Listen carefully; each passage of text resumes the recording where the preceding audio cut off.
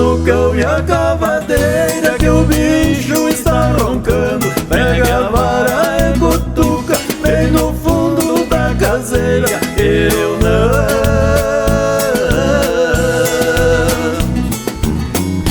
É Jurilho tá brincando.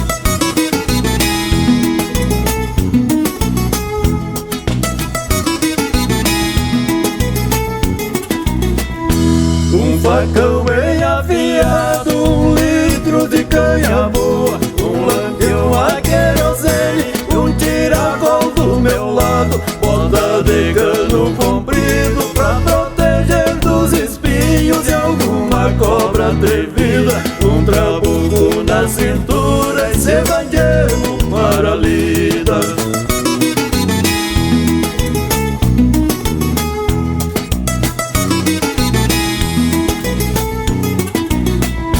Traz o cão e a cavadeira que o bicho está roncando. Pega a vara e cutuca bem no fundo da caseira. Eu não.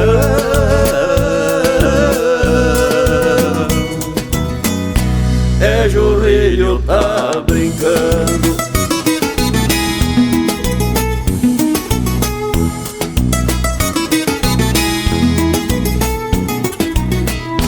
Vamos lá, meu amigo, hoje o bicho não escapa. A lua está bem clara, estou contando contigo. Se atraca, meu amigo, pega o bicho pelo rabo e não deixa escapar.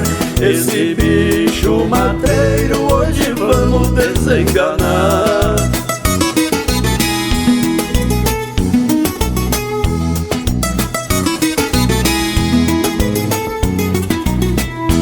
Traz o cão e a cavadeira que o bicho está roncando. Pega a vara e cutuca bem no fundo da caseira. Eu não.